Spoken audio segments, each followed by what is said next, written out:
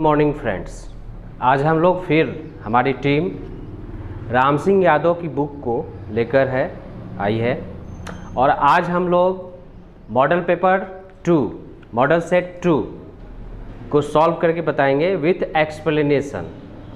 आशा है कि आप लोग इसकी तैयारी कर रहे होंगे और कमेंट बॉक्स में ज़रूर आइए कैसा लगा, किस तरह हेल्पफुल है और किस तरह हम लोग और अच्छा इसमें कर सकते हैं, वो सलाह आप लोग दीजिए। ठीक है, आते हैं जीके जीएस के क्वेश्चंस पर। समान ज्ञान के क्वेश्चंस, क्वेश्चन नंबर 1 देखा जाए। क्वेश्चन नंबर 1 देखिएगा, अगर मॉडल सेट 2 का क्वेश्चन नंबर 1 बोल रहा है संयुक्त राष्ट्र संघ का मुख्यालय कहाँ स्थित है। देखिए ऑप्शंस अगर देखा जाए पेरिस, न्यूयॉर्क, जिनेवा और स्विट्जरलैंड। तो जनरली अगर करेंट अफेयर्स के टॉपिक्स को कवर आप करते होंगे या पढ़ते होंगे न्यूज़, तो आपको वाशिंगटन डीसी जो कि यूएसए की राजधानी है में कहीं ना कहीं कुछ सितंबर में ऐसी घटनाएं देखने को मिलती हैं। हर साल सितंबर के महीने में संयुक्त राष्ट्र संघ की बैठक होती है जिसमें आपके राष्ट्राध्यक्ष मीन्स आपके प्राइम मिनिस्टर जाते हैं उसकी बैठक में, और उसको अगर थोड़ा सा ध्यान दिया जाए तो आपको पता चलेगा कि किस शहर में उसकी बैठक होती है और उसका मुख्यालय कहाँ है। तो ऑब्वियस यूएसए का जब नाम आ गया तो यूएसए का एक ही मात्र शहर जो ऑप्शन में है वह है न्यूयॉर्क। पेरिस फ्रांस की राजधानी है, जिनेवा स्विट्जरलैंड, और स्विट्जरलैंड जनरली एक देश है। तो इसमें आपका जो आंसर होगा वो बी होगा, न्यूयॉर्क। ठीक है। दूसरा क्वेश्चन है अंतर्राष्ट्रीय अहिंसा दिवस किस तारीख को मनाया जाता है। तो ये दिमाग में रखिए कि विश्व में एकमात्र ऐसा व्यक्ति जिसके नाम पर नॉन वायलेंस या अहिंसा शब्द जुड़ा हुआ है तो वो है महात्मा गांधी। तो महात्मा गांधी का जो डेट ऑफ बर्थ है वो 2 अक्टूबर गांधी जयंती के रूप में हम लोग मनाते हैं। तो इस क्वेश्चन का answer no doubt option A होगा, 2 अक्टूबर। क्वेश्चन नंबर 3 आते हैं, पानीपत की तीसरा युद्ध किस वर्ष लड़ा गया। तो ऑप्शन के अनुसार अगर देखा जाए ऑप्शन काफी करीब का है। जैसे पहला ऑप्शन है 1761, 1757, 1707 और 1739, ये 4 ऑप्शन है। पानीपत की तीसरी लड़ाई जो थी निर्णायक लड़ाई थी और इस लड़ाई में मराठा जो थे वो मूल रूप से अफगानियों के साथ लड़े थे, जिसमें मराठा जो थे हारे। और ये एक निर्णायक युद्ध इसलिए माना जाता है, मराठा शक्ति जो कि दिल्ली पर कब्जा कर सकती थी और भारतीय इतिहास में एक ऐसे साम्राज्य की स्थापना हो सकती थी जो दक्कन भारत या साउथ भारत से थे, लेकिन ऐसा हो नहीं पाया।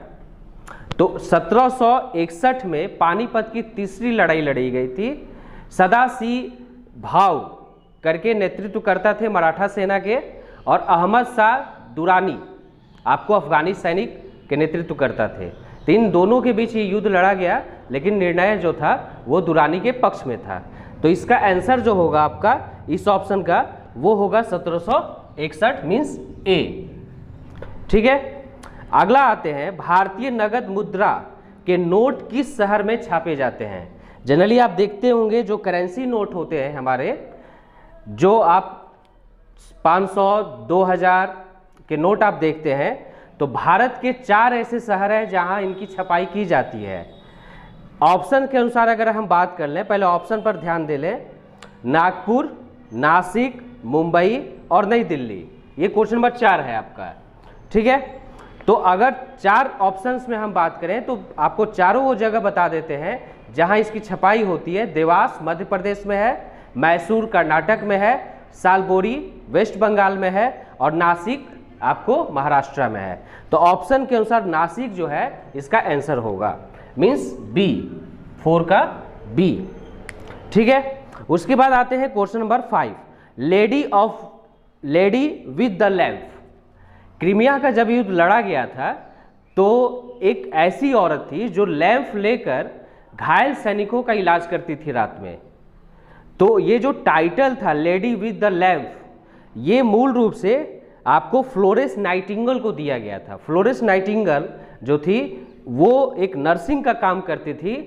अंतर्राष्ट्रीय नर्सिंग दिवस भी इन्हीं के नाम से मनाया जाता है, और लेडी विद द लैम्प का जो टाइटल था उनको दिया जाता है, क्योंकि उन्होंने क्रीमिया के युद्ध में काफ़ी, चाहे वो दुश्मन के सैनिक हो या अपने सैनिक हो, उनकी उन्होंने सहायता की थी घायल सैनिकों के लिए। तो इस तरह से आपका 5 का जो आंसर होगा वो होगा सी, आंसर सी। ठीक है, फतेहपुर सीकरी, अगला क्वेश्चन है 6। फतेहपुर सीकरी किस शासक द्वारा बनाया गया था? फतेहपुर सीकरी आपको बता दें आगरा के पश्चिम में है ये, और बुलंद दरवाजा जो आपने सुना होगा, फतेहपुर सीकरी मूल रूप से एक मस्जिद है। कुछ किताबों में ऐसा कहा जाता है कि गुजरात विजय को लेकर ये फतेहपुर सीकरी को बनाया गया था। इतिहासकार ये भी कहते हैं कि राणा संगा को बाबर ने सीकरी नामक स्थान पर हराया था, तो उसके बाद ये जगह को और उसी महत्व से भी देखा जाता है।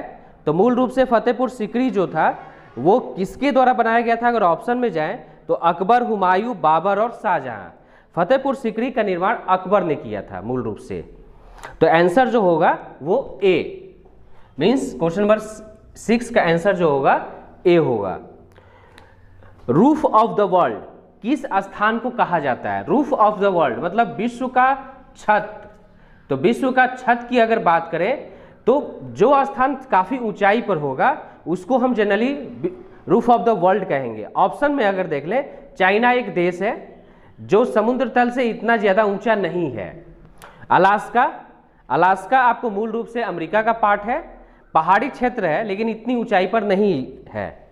अरुणाचल प्रदेश भारतीय राज्य है एक। और चौथा ऑप्शन की बात करें तिब्बत का जो पठार है वो विश्व के सबसे ऊंचे पठारों में से एक माना जाता है। कहीं कहीं तो ये 6000 मीटर तक है, मतलब पर्वतों से भी ऊंचा है।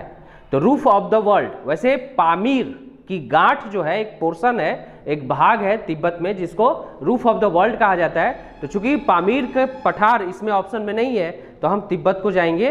मीन्स आपका जो आंसर होगा वो 7 का डी होगा। ठीक है, देन आते हैं क्वेश्चन नंबर 8 पर। निम्न में से कौन सी नदी का उद्गम अमरकंटक है? अमरकंटक की पहाड़ियां मूल रूप से मध्य प्रदेश में पाई जाती है, और अमरकंटक से जो नदियां निकलती है, अगर इस ऑप्शन की हम बात करें तो नर्मदा, गोदावरी, महानदी और सोन। तो अमरकंटक का अगर मूल रूप से अगर बात करें तो नर्मदा नदी जो है, जो अमरकंटक पहाड़ी से निकलती है और वो निकलते हुए भारत के पश्चिम की ओर बहती है। मतलब नर्मदा एकमात्र नदी है, वैसे 2 नदियां हैं जो भारत के पश्चिमी प्रवाह मतलब अरब सागर की ओर फ्लो करते हैं, नर्मदा और ताप्ती। तो नर्मदा अमरकंटक से निकलती है। इस तरह से इसका 8 का ऑप्शन जो होगा वो ए हो जाएगा। ठीक है, उसके बाद आते हैं क्वेश्चन नंबर 9। अटॉर्नी जनरल की नियुक्ति कौन करता है? भारत के attorney general of India Venugopal हैं अभी।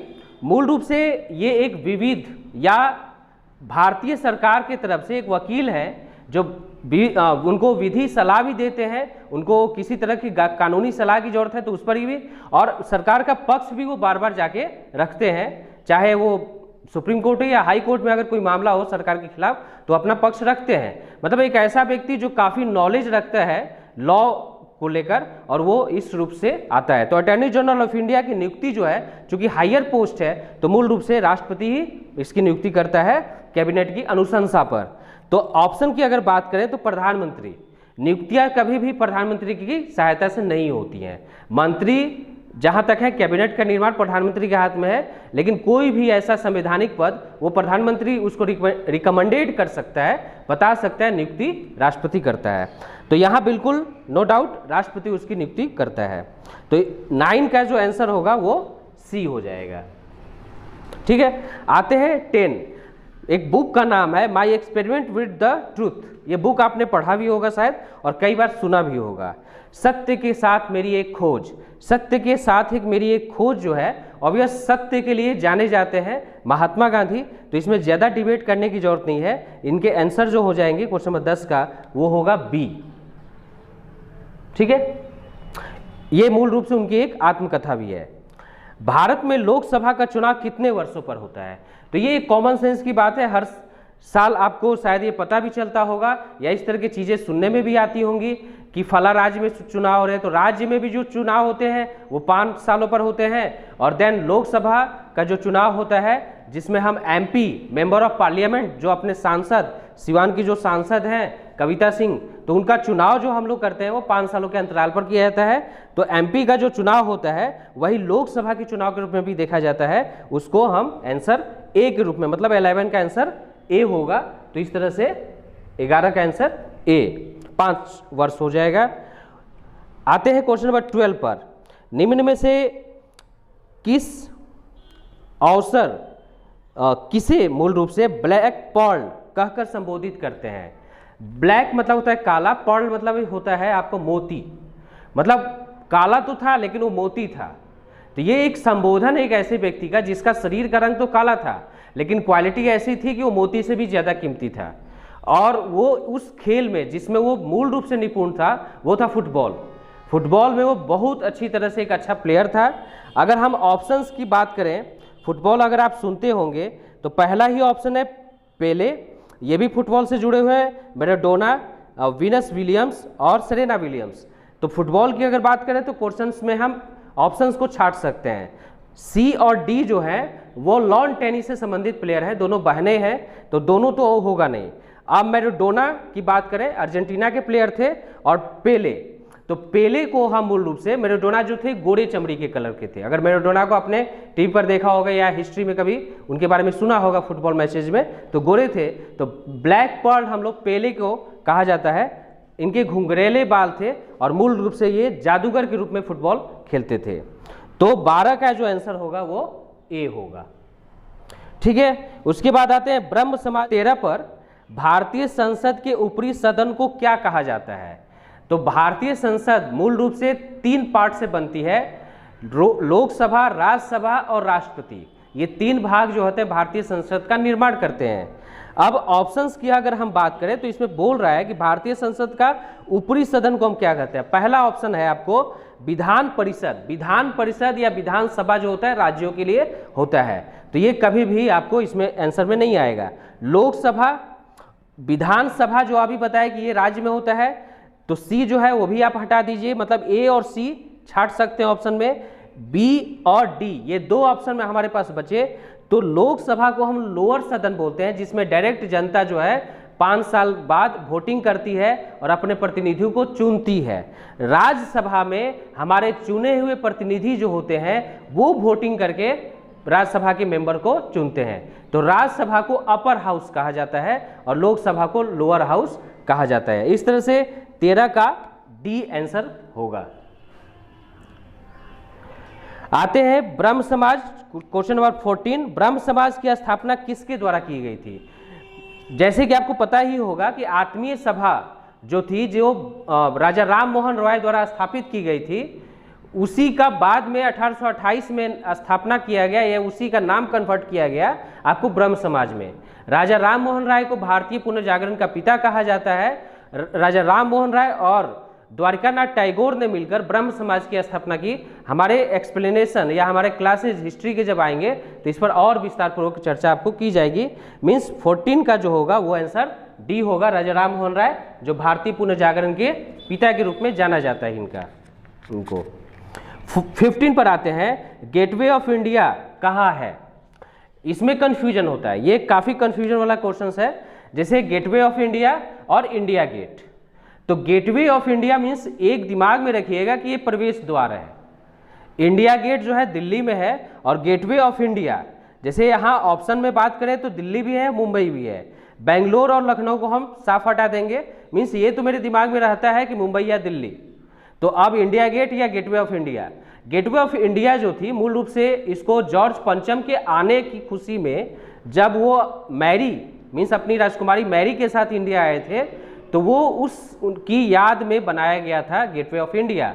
ये भारत का प्रवेश द्वार है और ये अरब सागर से मूल रूप से मुंबई में है, जो अरब सागर से भारत को एक प्रवेश द्वार के रूप में पासेज देता है या पैसेज देता है, रास्ता देता है। तो गेटवे ऑफ इंडिया जो है वो मुंबई में है, मीन्स आपको 15 का आंसर B होगा।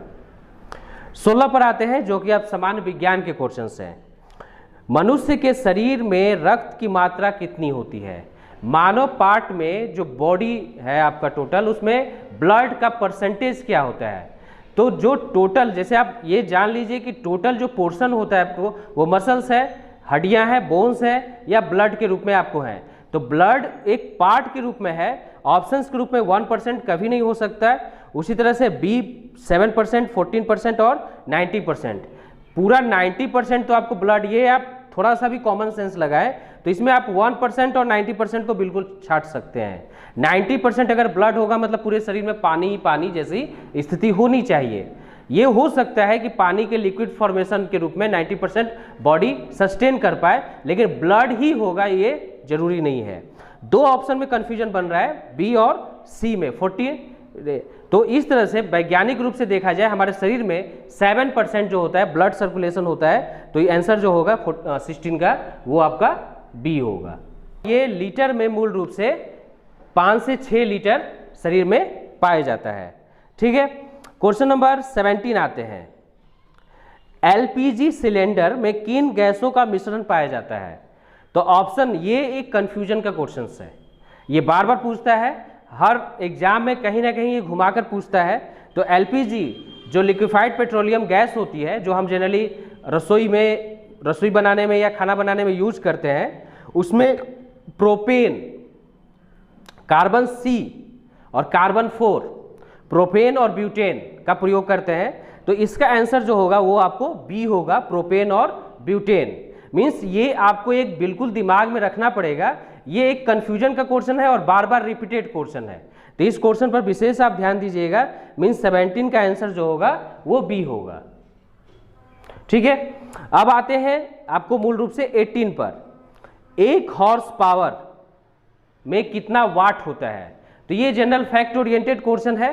जिस तरह से आप मात्रा याद करते हैं फिजिक्स में, उसी तरह से ये चीजें आप याद कर सकते हैं। हाँ, अगर आपको याद होगा तो आंसर जो होगा 746, ये मूल रूप से आंसर डी इसका जो होगा 1 हॉर्स पावर में 746 वाट आपकी होती है। मीन्स 18 का आंसर जो होगा वो डी होगा। अब आते हैं क्वेश्चन नंबर 19 पर। प्रकाश संश्लेषण में अधिकतम किस प्रकाश में होता है। प्रकाश संश्लेषण जो है वो अधिकतम किस प्रकाश में होता है। क्वेश्चन नंबर 19 है, प्रकाश संश्लेषण में अधिकतम किस प्रकाश में प्रकाश संश्लेषण क्रिया सबसे अधिक होती है।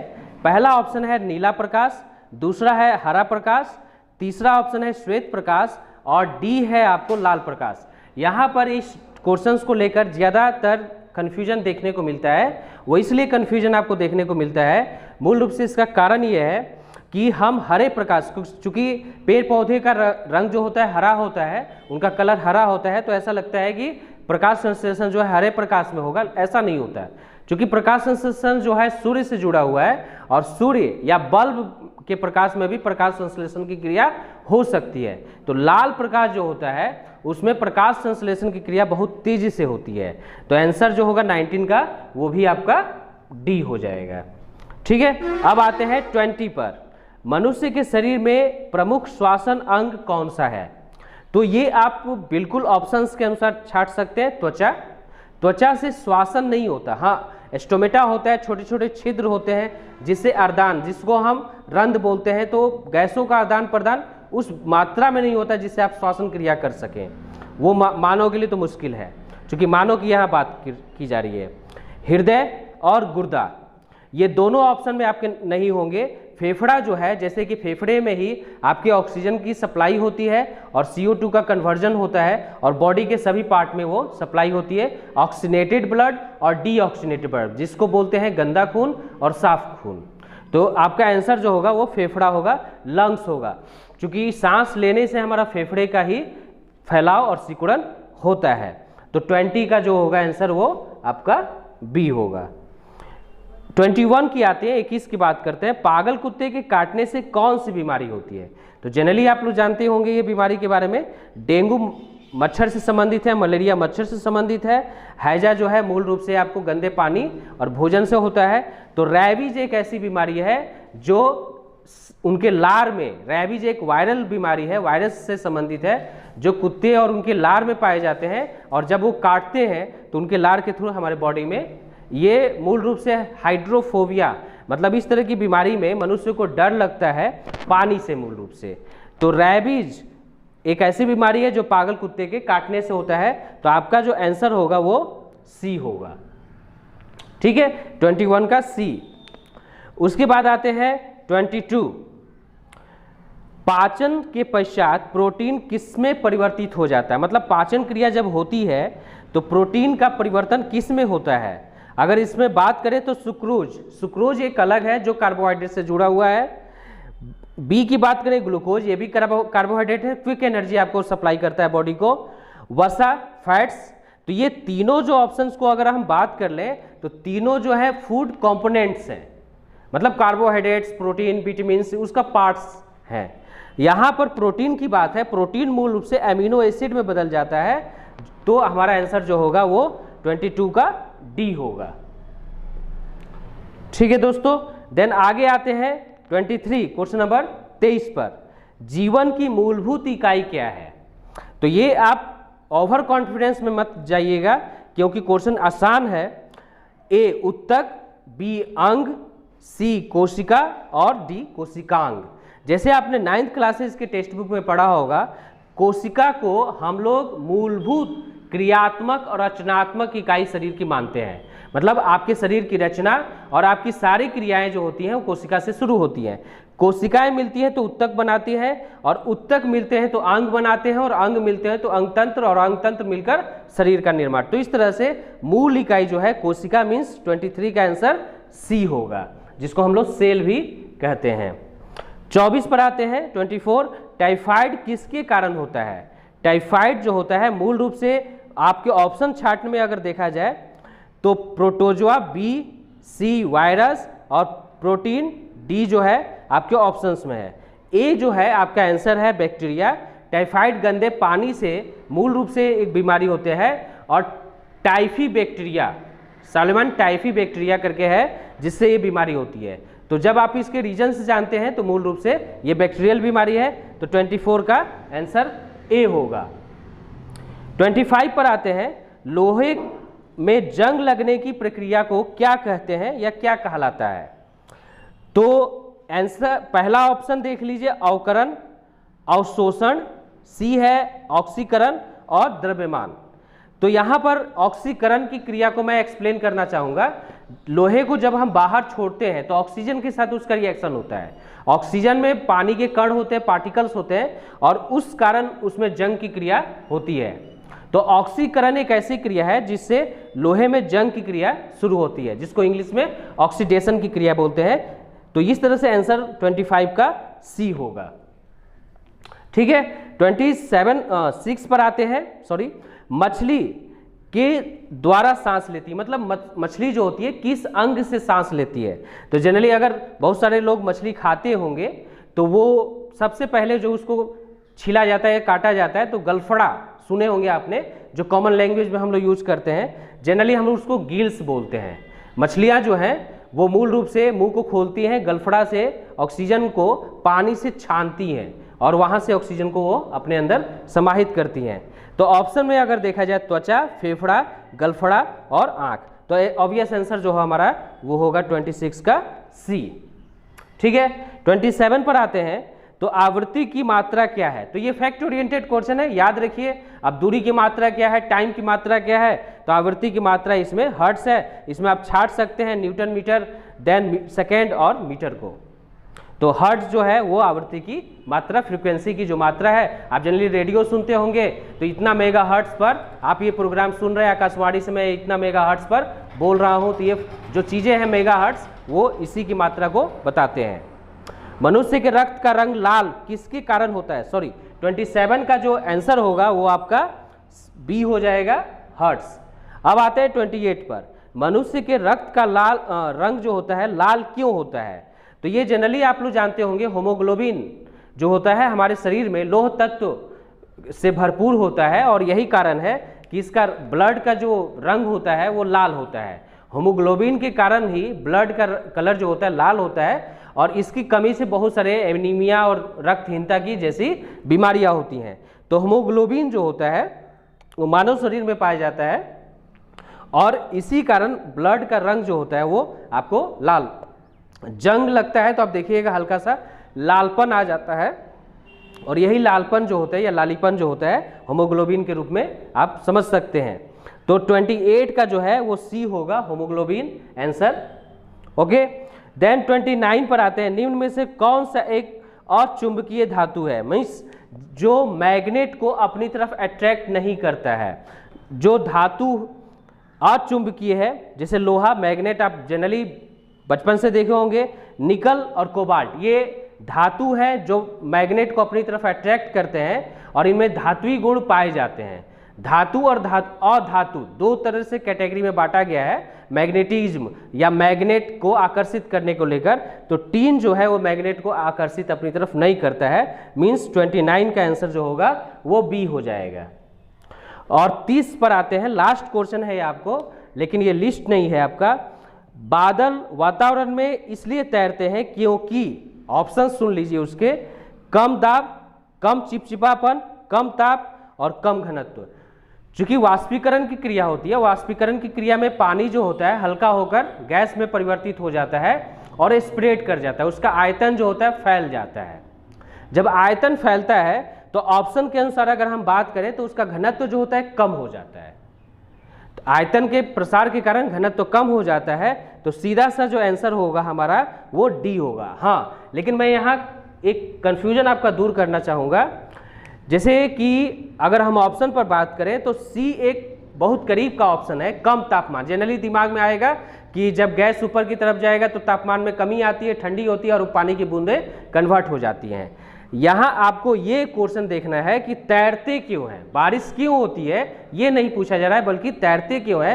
तो तैरने का रीजन है कम घनत्व का होना, घनत्व कम होगा तभी वो तैर पाएगा, अन्यथा ये संभव नहीं है। तो दोस्तों आज इतना ही जीके जीएस में।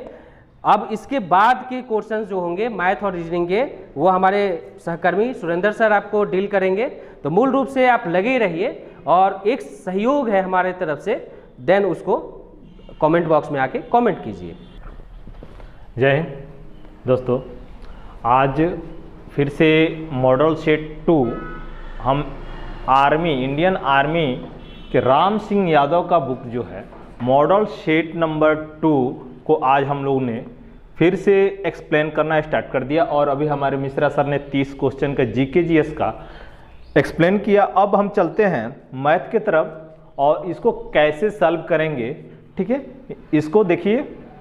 और साथ साथ मैं कहना चाहता हूँ कि आप लोग जो वीडियो में रिस्पांस दे रहे हैं बहुत अच्छा है, हम लोग का दिल जो है खुश है, ठीक है। आप लोग ऐसे ही हमारे साथ बने रहिए ताकि हम लोग और हमारा टीम आपको अच्छे से अच्छे चीज़ को प्रोवाइड करे, ताकि आपका फ्यूचर जो है बहुत अच्छा बन सके, ठीक है। तो आगे क्वेश्चन हम देखते हैं। 31 नंबर क्वेश्चन परसेंटेज से रिलेटेड क्वेश्चन है। कहा है कि एक संगीत विद्यालय में 70% विद्यार्थी लड़के हैं। देखिए, अगर बात किया जाए तो कोई भी वैल्यू जो होता है अपने आप में 100% होता है, ठीक ना। तो एक विद्यालय में जितने भी स्टूडेंट हैं यानी छात्र छात्राओं को मिला दिया जाए, लड़के और लड़कियों को मिला दिया जाए तो 100% हो जाएंगे। लेकिन जिसमें बोला गया है ना कि 70% क्या हैं, लड़के हैं, 70% लड़के हैं। अब ये कितना है ये हमें पता नहीं है, लेकिन अब ये बताइए कि जब 70% लड़के हैं तो 30% लड़कियां होंगी जी, 30% लड़कियां होगी, क्योंकि 100 में से 70 तो लड़के निकल गए और 30% क्या बच जाए, लड़कियां। तो 30% का वैल्यूएशन दिया हुआ है कि 30% कितना वैल्यू है, तो 255, ठीक है। यदि लड़कियों की संख्या 255 हो तो लड़कों की संख्या ज्ञात कीजिए। तो यहाँ पे 200 क्या होगा, 55, ये लड़कियों की संख्या है। अब हमें लड़कों की संख्या ज्ञात करना है, यहाँ पे 70% का वैल्यूएशन ज्ञात करना है कि ये कितना होगा, ठीक है। तो कैसे सॉल्व करेंगे, देखिए 255 30% के बराबर है, ठीक है ना। अब 70% लाना हो तो यहाँ पे क्या कर देंगे, गुणा कर देंगे, 0 से 0 कट जाएगा और ये हो जाएगा 8 × 24, ठीक है। और यहाँ पे हो जाएगा 5 तिहाई 15। अब गुणा कर दिया जाए तो 5 सत्ते 35 और 8 सत्ते 56, 3 58, सॉरी 59, यानी 595। 5 सत्ते 35 और 8 सत्ते 56, 56 3 59, यानी 595 लड़के होंगे। ठीक है, तो इसका ऑप्शन क्या होगा? पहला ऑप्शन है 575, 540, 850 और 595, ये आपका आंसर हो गया। ठीक है, ऑप्शन नंबर डी। आ रहा समझ में? नेक्स्ट क्वेश्चन है, वह बड़ी सी बड़ी संख्या क्या है? 32 नंबर क्वेश्चन है भाई, बहुत बेहतरीन क्वेश्चन है ये। वह बड़ी सी बड़ी संख्या क्या है जिससे 30, 53 और 99 को विभाजित करने पर एक समान शेषफल बचे? ठीक ना, 30, 53 और 99 को देखिए 32 नंबर क्वेश्चन में 30, 53 और 99, ठीक ना, इस संख्या में किसी संख्या से हमें भाग कर देते हैं तो समान रूप से शेषफल जो है हमेशा वही आएगा, सब में एक ही आएगा। तो इस प्रकार क्वेश्चन को कैसे सॉल्व करेंगे? देखिए सबसे पहले हम क्या करेंगे, 99 में 53 को घटा लेंगे, 53 में 30 को घटा लेंगे और फिर 99 में 30 को घटा लेंगे। आ रहा है समझ में? तो अब यहाँ पे हम घटाएंगे तो कितना हो जाएगा? 9 में से 3 जाएगा 6 और यहाँ पे हो जाएगा 4, ठीक है, और यहाँ पे हो जाएगा 3, 2 और यहाँ पे हो जाएगा कितना? 9 और 6, ठीक है। तो 46, 23 और 69 ये आपका हुआ। अब इसको हमें क्या करना होगा? अब इसका हम HCF निकाल देंगे। क्या निकाल देंगे भाई? HCF निकालेंगे तो कितना आंसर आएगा? 23, ठीक है। तो ये आपका आंसर होगा 23, यानी ऑप्शन नंबर डी। ठीक है, नेक्स्ट क्वेश्चन है, यदि दो संख्याओं का गुणनफल 4725 और 915 हो तो उनका लघुत्तम समापवर्तक क्या होगा? देखिए दो संख्याओं का गुणनफल होता है लसा गुणा मौसा, ठीक है। तो जब यहां पे दो संख्याओं का गुणनफल दिया हुआ है कितना? 33 नंबर क्वेश्चन पे 4725, ठीक है, और मौसा दिया हुआ है 15, तो लौसा आपका निकल जाएगा अब यहाँ पे, ठीक है। तो भाग कर देंगे तो 15 तिया 45, 2 बच जाएगा, यहाँ पे हो जाएगा 22, 15 एकम 15, ठीक है, फिर बच जाएगा कितना? 7, यानी 15 पचे 75, 315। ये आपका आंसर होगा 33 नंबर का ए। ठीक है, नेक्स्ट क्वेश्चन है कार्य और समय के से रिलेटेड, कार्य और समय से रिलेटेड क्वेश्चन है। इसको किस प्रकार से बनाएंगे? देखिए इसमें जो है पेयर देख करके बताया गया है, पूछा गया है कि a प्लस बी इतने दिन में, b प्लस सी, ठीक है। तो इस प्रकार के क्वेश्चन है, इसको कैसे सॉल्व करेंगे? देखिए क्वेश्चन है 34 number, a plus B equal to 12 दिन में, ठीक है, और b plus C equal to 15 दिन में, और c plus a equal to 20 दिन में। आ रहा समझ में ना? देखिए इसमें क्वेश्चन में कुछ अलग दे दिया, पहले a प्लस बी दिया है, उसके बाद c प्लस ए दिया है, और उसके बाद b प्लस सी दिया, ताकि आपको कंफ्यूज करने के लिए दिया गया। बट हम कहीं भी रखे सेम चीज आएगा, यहाँ पे कोई दिक्कत नहीं आएगा, ठीक है। अब ध्यान दीजिएगा, एग्जामिनर जो है ना फंसाना चाहता है, लड़कों को क्या करता है? फंसाना चाहता है, ताकि हम उसको ऐसे क्वेश्चन दे, क्वेश्चन तो जानता है लेकिन उसको घुमा दे ताकि उसका टाइम लॉस हो जाए और उसको हम क्या कर दे? फेल कर दे। तो इस चीज को देखिए कि कैसे एग्जामिनर अपना दिमाग लगाता है, तो आप भी तो दिमाग लगा सकते हैं, ठीक है। उसी प्रकार हम इसको सॉल्व कर सकते हैं। देखिए कैसे, यहां पे अगर देखा जाए तो a और a 2 बार है, b और b 2 बार है, c और c 2 बार है ना, तो 2 into a plus B plus C हम कर सकते हैं, है ना। अब इसको हम ऐड करेंगे या इसको हम एलसीएम ले लेते हैं, तो एलसीएम कितना हो जाएगा भाई? 60 हो जाएगा।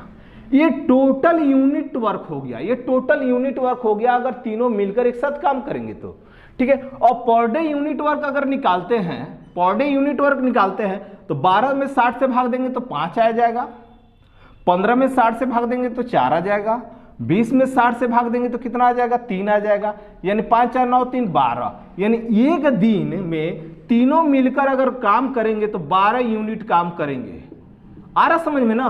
तो 60 यूनिट को काम करने के लिए कितना टाइम चाहिए, तो 12 से भाग दे दीजिए तो 5। अब ये ध्यान दीजिए कि तीनों मिलकर 5 दिन में काम करें, लेकिन यहां पर डबल डबल है। आ रहा समझ में ना? 2a + b + c यानी 5 आ गया, इंटू में 2 तो कितना हो जाएगा भाई? आपका आंसर 10 आएगा। ये आपका आंसर ओरिजिनल होगा। अब ये नहीं कि 5 ही तक मारकर छोड़ देंगे तो गलत हो जाएगा, इसलिए इसका आंसर क्या हो जाएगा? 10 हो जाएगा। ऑप्शन नंबर क्या है इसका? डी। आ रहा समझ में दोस्तों? नेक्स्ट क्वेश्चन है क्षेत्रमिति से। ठीक है, तो क्षेत्रमिति से क्वेश्चन कैसे सॉल्व करेंगे देखिए।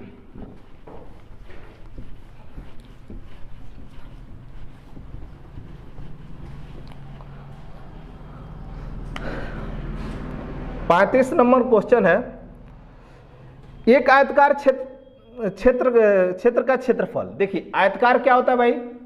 ये आमने सामने की दो भुजाएं आपस में बराबर होती है, उसको आयत बोलते हैं। और आयत का क्षेत्रफल होता है, आयत का क्षेत्रफल होता है लंबाई गुणे चौड़ाई। ठीक है, लंबाई गुणे चौड़ाई।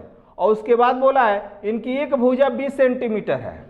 लीजिए कोई एक मान लीजिए, लंबाई मान लीजिए 20 या चौड़ाई मान लीजिए 20। आ रहा समझ ना? तो इसका परिमाप ज्ञात कीजिए। परिमाप ज्ञात करना है, ध्यान दीजिएगा। परिमाप क्या होता है? परिमाप इक्वल टू होता है 2 × L + B यानी लंबाई प्लस चौड़ाई। ठीक है, ये होता है। या हम एक चीज हम बता दें आपको कि परिमाप एक सिंपल रूप से देखा जाए तो इतनी बड़ी ये जो लाइन है ना, इसी को हम लोग मोड़ दिया जाए और मोड़ कर एक आयत बना दिया जाए, इसी लाइन को हम परिमाप बोलेंगे। अब इसकी लंबाई की लेंथ हम निकाल देंगे ना, तो ये आपका परिमाप आ जाएगा। यही परिमाप होता है। आ रहा समझ में? यही परिमाप होता है। इसको अगर हम मोड़ कर एक आयत का निर्माण कर देते हैं तो उसी लेंथ की लंबाई को, यानी इस लेंथ की लंबाई को हम परिमाप बोलते हैं। ठीक है, अब इसमें देखिए क्षेत्रफल दिया हुआ है आपका 560। यहां पे 500 गुणे चौड़ाई हम ले लेते हैं, चौड़ाई इक्वल टू 560। तो अब हम क्या करेंगे? चौड़ाई इक्वल टू 560/20 यानी कितना हो जाएगा? 28। आ रहा समझ में ना? तो लंबाई आपको दिया हुआ है या चौड़ाई दिया हुआ है, कोई भी एक संख्या दिया हुआ है। अब 20 और 28 ये दो, मान लीजिए यहाँ पे 28 हो गया, ये 20 हो गया। आ रहा समझ ना? अब यहाँ पे भी तो 28 होगा और यहाँ पे 20 होगा। अब इन चारों भुजाओं की जोड़ दे देंगे ना, यानी योग कर देंगे, तो वही आपका परिमाप हो जाएगा। तो चाहे इस फॉर्मूले पे कीजिए या लिख सकते हैं चारों भुजाओं का योग। आ रहा समझ में? तो चारों भुजाओं का योग कैसे कर सकते हैं? 28 दूना 56 और 56 और 40 कितना हो जाएगा भाई? 96। आ रहा समझ में? तो ये आपका आंसर होगा 96। या इस पे भी निकाल सकते हैं हम 2 × 28 और प्लस 20 यानी 2 × 48, तो 48 दूना 96 cm। cm है तो cm हो जाएगा, मीटर होगा तो मीटर हो जाएगा। ठीक है, तो ये आपका आंसर हो जाएगा। Next question 36 number. देखिए ये आपका एक वृत्त से रिलेटेड क्वेश्चन है 36 नंबर। और वृत्त के बारे में हम जाने तो वृत्त में भी क्षेत्रफल पूछा जाता है, परिधि पूछी जाती है, ठीक है, त्रिज्या पूछा जाता है। तो वृत्त ही एक ऐसा चीज है जो क्षेत्रफल में बहुत सारा काम करता है। तो इसका फॉर्मूला होता है πr²। पाई का मान आप लोग जानते ही हैं क्या होता है भाई? 22/7। ठीक ना? और r किसको बोलते हैं? त्रिज्या को बोलते हैं। त्रिज्या क्या होता है? यानी किसी भी गोले को बीचों बीच काट दिया जाए और उस काटने का आधा भाग को त्रिज्या, यानी पूरे भाग को d बोलेंगे और d/2 कर देंगे तो ये हो जाएगा r निकल जाएगा। तो यानी यहां से यहां तक की लंबाई क्या हो जाएगी, त्रिज्या हो जाएगी, यानी आर हो जाएगी।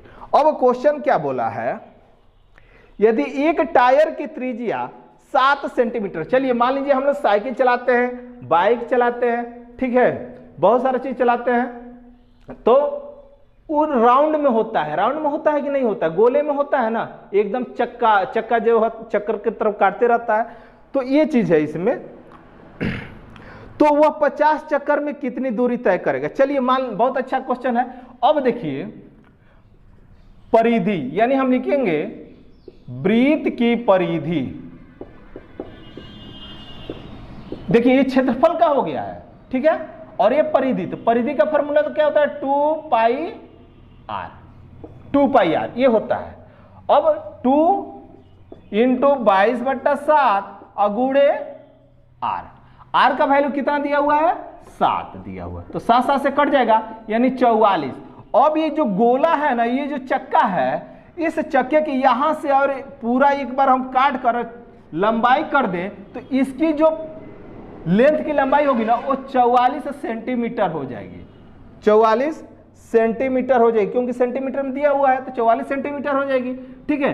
अब इसी को बोला है कि एक चक्कर लगाने में ये 44 सेंटीमीटर जाता है कि दूरी तय करता है, तो 50 चक्कर लगाने में तो 50 से गुणा कर दीजिए ना। तो देखिए गुणा करने का भी तरीका क्या होता है, अब 44 गुणे 50 गुणा करेंगे, या हम सीधा 44 गुणे क्या कर देंगे, 100 कर देंगे, तो 100 से भी गुणा करेंगे तो कितना आ जाएगा, 4400 होगा कि नहीं होगा। अब बाई 2 कर देंगे तो हो जाएगा आपका आंसर 2200, तो 2200 सेंटीमीटर, यानी सॉरी 2200 मीटर क्या सेंटीमीटर चक्कर, मतलब वो दूरी तय करेगा, 2200 सेंटीमीटर की दूरी तय करेगा, ये आपका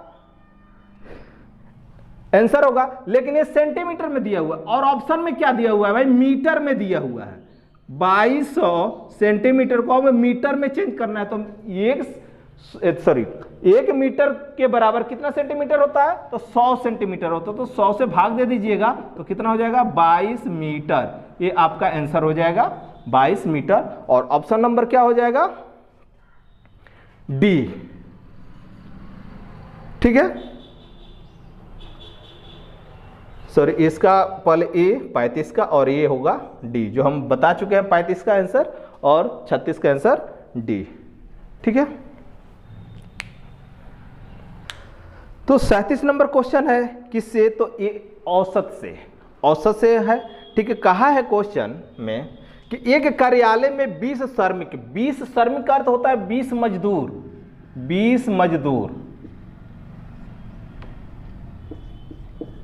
ठीक ना।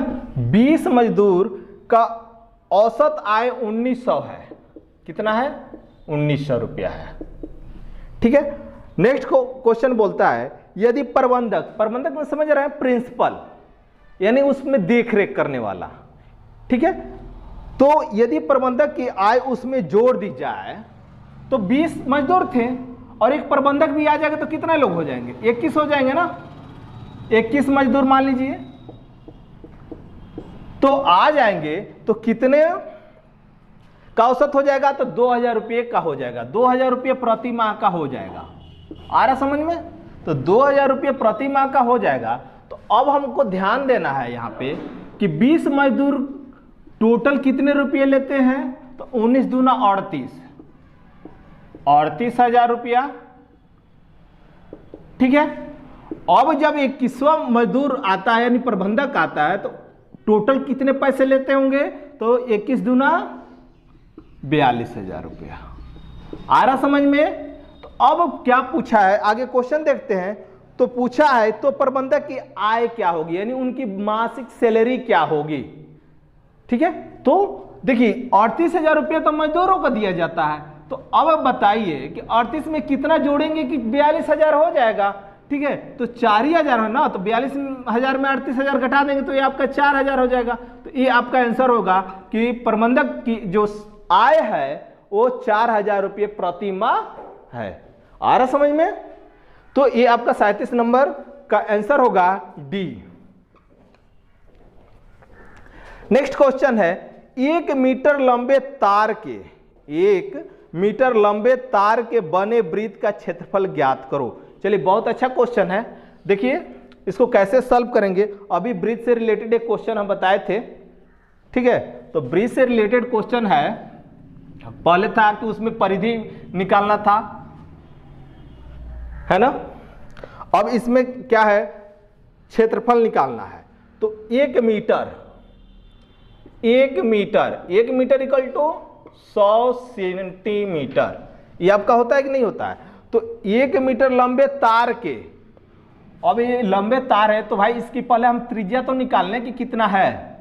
तो 2 पाई आर यानी 2 गुणे 22/7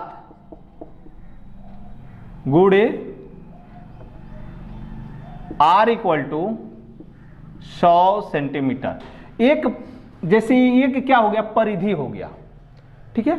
तो ये परिधि हो गया। अब हम आर को निकालेंगे, तो आर को कैसे निकालेंगे, देखिए आर इक्वल टू हो जाएगा, ये 7 जाके यहां पे गुणा हो जाएगा, 100 गुणे 7 बटा 2 गुणे 22। इसको हम कटा देंगे तो कितना हो जाएगा, ये 50।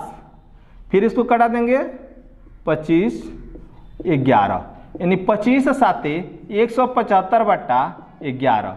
ये क्या हो जाएगा, आर इक्वल टू हो गया इतना सीएम। आ रहा समझ में ना। अब बोला है कि वृत्त का क्षेत्रफल क्या होगा, तो वृत्त का क्षेत्रफल क्या होता है, ये परिधि हो गया है।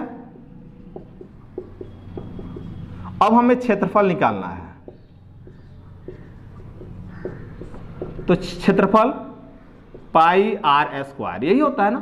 तो पाई का मान कितना हो जाएगा, 22/7 गुणे आर स्क्वायर 175/11 गुणे 175/11। आर स्क्वायर है, 2 बार गुणा करेंगे। अभी देखते हैं 11 दूना 22, 7 से कट जाएगा क्या, तो 7 दूना 14 और 3 35 हो गया, 7 5 35, ठीक है। अब ये कटने वाला है, नहीं कट पाएगा, तो हम लिखेंगे क्या, गुणा कर दे, 25 5 125 हासिल 12, 25 7 175 और 12 187 हासिल 18 और 25 से कम 25 और 18, ठीक ना, 43 बटे में 11। अब इसको डिवाइड कर दिया जाए, तो डिवाइड किया जाएगा, तो 11 तिया 33, परिधि 2 पाई आर, यहां पे आर निकाल दिए हमने।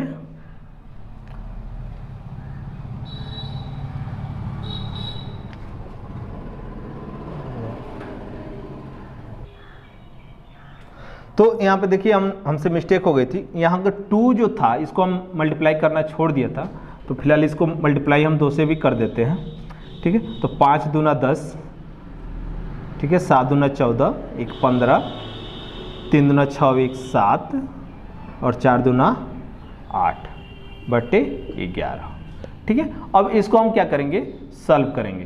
कैसे, भाग देंगे इसमें, तो 11 7 77, यानी क्योंकि 11 8 88 88 नहीं जा पाएगा, तो 11 7 77 बचेगा कितना, 10 10 बच जाएगा, तो यहाँ पे 5 हो जाएगा, तो 11 9 99 बचेगा कितना, 6 बच जाएगा, तो 6 बच जाएगा, तो 11 5 55, ठीक है। फिर अब कितना बचेगा, 5 बच जाएगा, तो कितना हो जाएगा, 11 चौक 44। तो ये आपका सेंटीमीटर स्क्वायर, ये आपका आंसर होगा 795, ठीक है।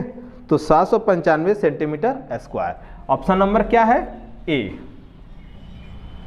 ठीक है। तो इस प्रकार से इसको सॉल्व करेंगे। सबसे पहले हम आर को निकाल लेंगे, जब आर मेरा निकल जाएगा तब इसका क्षेत्रफल हम निकालेंगे। आ रहा समझ में। देखिए एक एक हम डाउट को क्लियर करेंगे, जहां पे भी अगर आपको डाउट लगे वो कमेंट बॉक्स में आइए, स्वागत है आपका, और एक एक चीज को पूछिए कि सर ये कैसे हुआ है, फिर एक बार बता दीजिए, तो हम नेक्स्ट वीडियो में इसको हम बता देंगे कि आपका ये क्वेश्चन था, आप इसको समझ जाइए, ठीक है। आगे नेक्स्ट क्वेश्चन होगा 39 यानी 39 नंबर्स। 39 नंबर्स क्या है, एक वृत्तकार बेलन की ऊंचाई, एक वृत्तकार बेलन की ऊंचाई ये हमें निकालना है। देखिए हम आपको बताएंगे जब क्षेत्रमिति पढ़ाएंगे, क्षेत्रफल या क्षेत्रमिति पढ़ाएंगे, तो पाई आर स्क्वायर एक यही एक फार्मूला जो है ना, बहुत सारे फॉर्मूले पर यूज होता है, ठीक ना। अब इसमें क्या होता है, यच को बढ़ा दिया जाता है, एल को बढ़ा दिया जाता है, तिरछा मतलब, ठीक ना, इस प्रकार से ये बढ़ा दिया जाता है। तो ये सबसे इंपॉर्टेंट चीज होता है पाई आर स्क्वायर, ठीक है। इसको ध्यान में रखिएगा और याद रखिएगा। ये बेलन का भी काम कर जाएगा। कैसे, देखिए यहाँ पे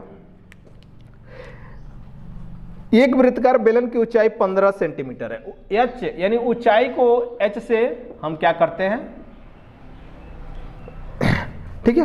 अब उसके बाद इसके आधार की त्रिज्या जो है 7 सेंटीमीटर है, r इक्वल टू 7 cm। तो बोला है तो उसका आयतन ज्ञात करो। अब इसका आयतन ज्ञात, जब भी आयतन पूछेगा ना तो क्यू में हो जाता है, क्यू में हो जाता है। तो क्यू के लिए हम क्या, इसका फॉर्मूला आयतन का क्या होता है, पाई are square H.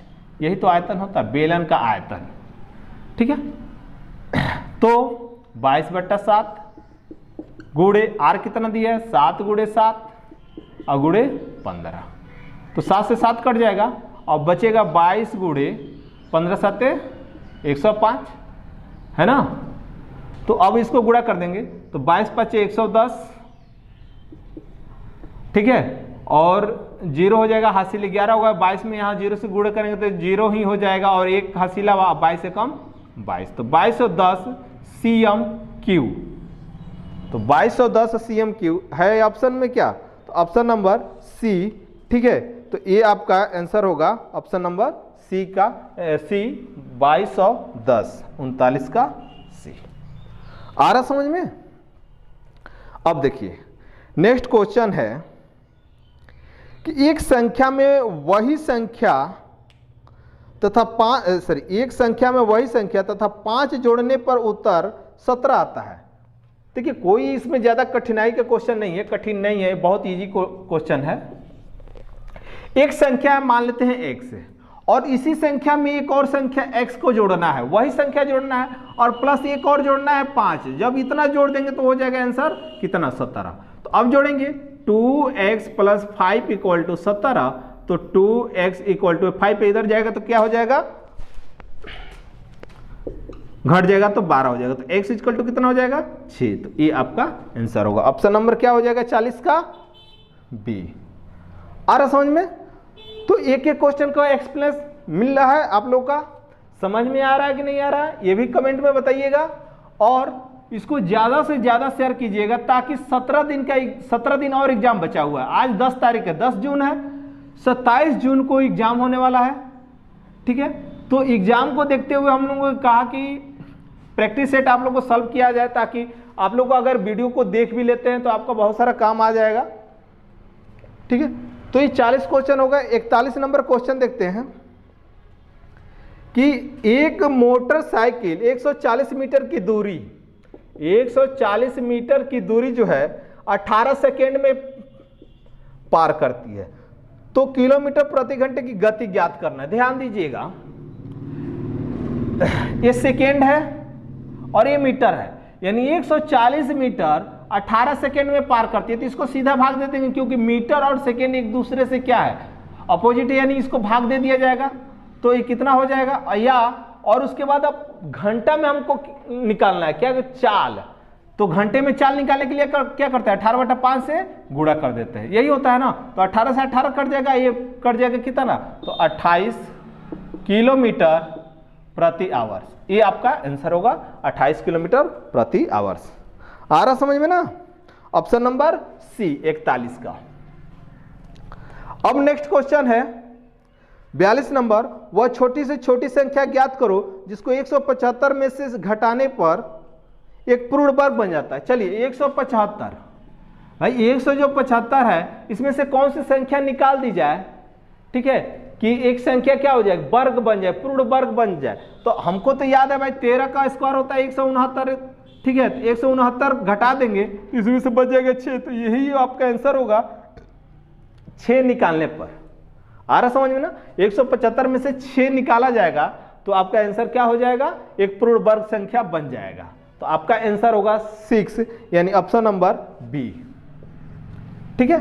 Question number अब चलते हैं 43 की तरफ। 43 में क्या क्वेश्चन है, सीरीज से रिलेटेड क्वेश्चन दिया हुआ है और सीरीज है 39, 41, 43, 45 थे, तो बिल्कुल आसान तरीका है, आसान क्वेश्चन है। 39, 41, 43, 45 और 8। भाई देखिए यहाँ पे भी +2 किया है, यहाँ पे भी +2 किया है, यहाँ पे भी +2 किया है, तो यहाँ पे भी +2 कर देगा कि नहीं कर देगा? तो 45 2 कितना हो जाएगा? 47, ये आपका आंसर हो जाएगा। ठीक है, तो ये ऑप्शन आपका सी हो जाएगा 43 का। आ रहा समझ में ना? अब हम चलते हैं क्वेश्चन नंबर 44 की तरफ। एक वृत्त की त्रिज्या 28 मीटर है, तो वृत्त का क्षेत्रफल क्या होगा? भाई देखिए अभी हमने बताया कि वृत्त के क्षेत्रफल का फॉर्मूला क्या होता है। वृत्त का क्षेत्रफल का फॉर्मूला होता है πr²। तो πr² याद रखिएगा, बहुत सारा काम आने वाला है ये आपके क्षेत्रफल या क्षेत्रमिति में। ठीक ना? तो क्वेश्चन नंबर 44, वृत्त का क्षेत्रफल πr², तो 22/7 अगुणे r कितना दिया है? 28 × 28। ठीक ना? तो ये हो जाएगा 4। तो 22 × 4 यानी 88 अगुणे 28, तो 8 28 64 का 4 हासिल 6, 8 28 64 और 16 80, 80 और 6 86 हासिल 8 और 8 दूना 16 और 8 24। ठीक है, तो 24 cm²। क्षेत्रफल निकालना है तो स्क्वायर। 24 से 64, ऑप्शन नंबर क्या हो जाएगा? ये ए। ठीक है, नेक्स्ट क्वेश्चन है कि एक वस्तु को 6800 रुपये में बेचने पर प्रशांत को 75% की हानि हुई, तो वस्तु का क्रय मूल्य क्या होगा? देखिए भाई, कोई वस्तु अगर हम लोग खरीदते हैं ना, जैसे इलेक्ट्रॉनिक सामान हो गया, जैसे गाड़ी हो गई, ठीक है, तो ये सामान जिस दिन से खरीदेंगे उस दिन से अगर बेचना चाहते हैं तो उसका पर डे उसका मूल्य गिरते जाएगा, चाहे वो कितना भी महंगा वस्तु क्यों ना हो, उसका पर डे क्या होता है? गिरते जाता है। और कोई वस्तु होती है जैसे मान लीजिए सोना हो गया, चांदी हो गई, तो इसका बढ़ते जाता है। लेकिन वह एक प्रोडक्ट जो है, इलेक्ट्रॉनिक्स सामान में जाइए या वाहन के सामान में जाइएगा, तो उसका पर डे क्या होता है? वैल्यू गिरते जाता है। तो अब उसको देखिए, कोई भी वस्तु खरीदा होगा जिसमें 75% की हानि हो गई। बताइए अब 75% की हानि, यानी 100% में से 75% की हानि हो रही है, वो कितने परसेंट में बेचा है? तो 25% में बेचा है। और कितने रुपए में बेचा है भाई? तो 25% इक्वल टू 6800 रुपये में। तो उसका पूरा का वैल्यू कितना था, यानी कितने में खरीदा था? तो लीजिए 100 से गुणा कर दीजिए ना इसी को, और 25 से भाग दे दीजिए, यानी 4 से यहाँ पे गुणा कर दीजिए, तो 0, फिर यहाँ पे हो जाएगा 0, 8 चौका 32, 6 चौका 24, 3 27। ठीक है, तो 27,200 क्या ऑप्शन में है? ऑप्शन में है डी। आ रहा समझ में ना? तो एक क्वेश्चन है, क्वेश्चन नंबर आपका 45 समाप्त हुआ। अब क्वेश्चन नंबर 46 की तरफ देखते हैं।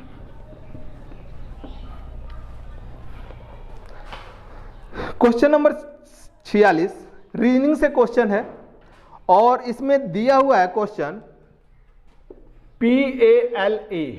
ठीक ना? इसको लिखा गया है 2 1 3 4 EARTH, इसको लिखा गया है 4 1 5 9 0। तो बोला है क्वेश्चन में कि PEARL को क्या लिखा जाएगा।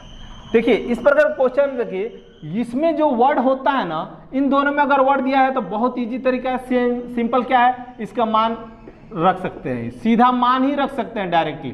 तो P का मान क्या हो, कहाँ पे दिया हुआ है? 2 दिया हुआ है, E का मान 4 दिया है, A का मान 1 दिया है, R का मान क्या दिया हुआ है? 5 दिया हुआ है, और L का मान 3 दिया हुआ है। तो 24 153 ये आपका आंसर होगा। ऑप्शन नंबर क्या हो जाएगा? बी, 24 153, 46 का बी। ठीक है, अब 47 देखते हैं। क्वेश्चन नंबर 47, अरुण ने कहा, भाई अरुण एक लड़का है और एक कहा है कि यह लड़की, एक लड़की के बारे में बताया है। चलिए इसको हम माइनस से इंडिकेट करते हैं। लड़की, यह लड़की मेरी माँ, यानी अरुण के माँ, अरुण की माँ, ये हो गई माँ। ठीक ना? अरुण की माँ के पोते, यानी अरुण के लड़के, मान लीजिए कि अरुण के लड़के, पोता वही होगा ना भाई, अरुण के लड़के की पत्नी है। ये जो लड़की है इनकी पत्नी है, पत्नी है। तो अब क्वेश्चन बोला है कि अरुण का उस लड़की के साथ क्या संबंध है? तो यही तो है भाई, जब अरुण का बेटा की पत्नी है तो अरुण इस लड़की के क्या लगेगी? तो ससुर। आप लोग उल्टा मत दे दीजिएगा कि अरुण का रिलेशन इससे क्या है तो ये पतो हो जाएगा, तो पतो मत दीजिएगा। जो पहले नाम आएगा ना कि अरुण क्या, मैंने नाम आ गया पहले कि अरुण क्या है, तो अरुण को हम रिलेशन ढूंढेंगे कि अरुण क्या लगेगा उस लड़की से, ठीक है। तो सबसे पहले ये आपका आंसर आएगा ससुर। और गलती मत कर दीजिएगा यहाँ पे, क्योंकि बहुत बार ऐसे होता है कि बनाकर भी और क्या कर देते हैं हम लोग, गलतियां कर देते हैं। अब क्वेश्चन नंबर 48 की तरफ देखते हैं। 48 में क्या पूछा गया है?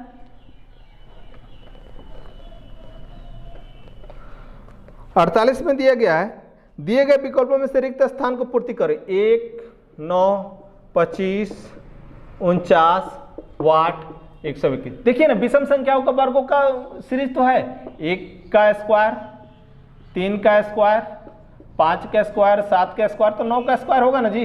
यहाँ पे 11 का स्क्वायर यानी 81, ठीक है। तो ये आपका क्वेश्चन नंबर हो गया 48। 47 का डी और 48 का ए। अब 49 नंबर क्वेश्चन देखते हैं हम। 3 संख्याओं का औसत 27 है। चलिए भाई, 3 गो संख्या है, जोड़ देते हैं। 27 है तो 27 गुणे 3, औसत गुणे संख्या हो जाएगा योग। 3 गो संख्या है। अब क्या बोला है, दूसरी पहली से 3 गुनी, ये जो दूसरी है ना पहली से 3 गुनी है। और बोला है तीसरी पहली से 5 गुनी है, ये भी कम नहीं है, ये भी अधिक है, तो 5 गुनी है। अब बोलता है कि संख्याएं क्या होगी, तो अब लीजिए x, 3x और 5x कितना हो जाएगा भाई? 9x = 81, तो x = 9। तो संख्याएं कौन कौन सी हो जाएगी? यहां पर ध्यान दीजिए, x का मान 9 हो गया तो 9 रख दिए, ठीक है। 9 27 हो गया और 9 5 45 हो गया। तो ये आपकी संख्याएं हो गई 9, 27, 45, ऑप्शन नंबर डी, ठीक है। और अंतिम क्वेश्चन 50 नंबर।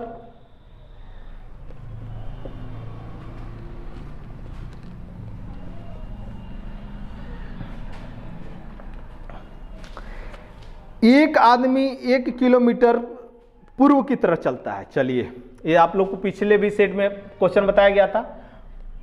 यहां से उसका पॉइंट है 1 किलोमीटर पूर्व की तरफ, ये पूर्व दिशा हो गया 1 किलोमीटर, ठीक है। और फिर वह दक्षिण की तरफ मुड़कर 5 किलोमीटर चलता है। अब दक्षिण किधर होगा? यहां पे ना भाई, नीचे की तरफ, तो 5 किलोमीटर चलता है। इसको और लंबा कर दिया जाए, 5 किलोमीटर चलता है। फिर वह पूर्व की ओर मुड़कर, अब पूर्व किधर हो जाएगा? इधर ही होगा। पूर्व की ओर मुड़कर 2 किलोमीटर चलता है, ठीक है। और उसके बाद वह उत्तर की तरफ मुड़कर, उसके बाद उत्तर की तरफ मुड़कर 9 किलोमीटर चलता है, 9 किलोमीटर चलता है। तो वह आदमी अपने शुरुआत के चिन्ह के कितना दूर है? अब लीजिए, यहां से ये पूछा है, ठीक है। अगर मान लेते हैं यहां पे थोड़ा सा और हाइट कर दे तो 1 करोड़ के रूप में बन जाएगा, ठीक है। तो इतना हो गया। तो अब बोला है कि ये दूरी यानी कितने की है, यहां पे दूरी पूछा गया है, यानी ये शुरुआत से अंतिम की दूरी। अब देखिए इसमें क्वेश्चन में, इस क्वेश्चन में लॉजिक क्या है कि हमें पहले, सबसे पहले देखिए कि ये जो दूरी है 1 किलोमीटर दिया हुआ है और यहां की दूरी जो हो रही है कितना किलोमीटर? 2 किलोमीटर हो रही है ना, 2 किलोमीटर, नीचे 2 किलोमीटर दिया हुआ है। तो और उसके बाद यहां से यहां तक की 5 किलोमीटर की दूरी हो जा रही है, तो 5 किलोमीटर की दूरी यहां तक हो गई, तो इधर तो बचेगा 4 किलोमीटर की दूरी ना, तो 4 किलोमीटर ए और 3 किलोमीटर ए, ठीक ना। तो अब देखिए लंब हो गया कितना? 4 किलोमीटर और आधार हो गया 3 किलोमीटर अब ये हमको निकालना है क्या, कॉर्ड। कॉर्ड निकालना है तो कॉर्ड का फॉर्मूला क्या होता है भाई, रूट में आधार का स्क्वायर प्लस लंब का स्क्वायर। आ रहा समझ में ना। तो आधार कितना है 4, यानी 16 प्लस लंब 9, यानी कितना हो जाएगा 25, यानी ये कितना हो जाएगा 5 किलोमीटर की दूरी होगी। आंसर होगा 5 किलोमीटर। ठीक है, तो ऑप्शन कितना होगा इसका आंसर, बी। ठीक है, तो दोस्तों ये रहा है आपका मॉडल सेट 2 का फुल एक्सप्लेनेशन और सॉल्यूशन, जो हमारे मिश्रा सर और मैं मैथ और रीजनिंग का मतलब मिलाकर टोटल 50 क्वेश्चन का सॉल्यूशन दिए। इसमें जहां भी गलतियां हो उसको कमेंट बॉक्स में दीजिएगा। अगर अच्छा लगेगा तो दोस्तों के पास शेयर भी कीजिएगा, ताकि उनका भी फ्यूचर बन सके। और आपके शेयर करने से अगर 2 क्वेश्चन भी लड़ता है तो हो सकता है उनका नंबर लिस्ट में आ जाए। तो इस तरह हमारे वीडियो के साथ बने रहिए। ठीक है, और अंत तक बने रहने के लिए धन्यवाद। जय हिंद।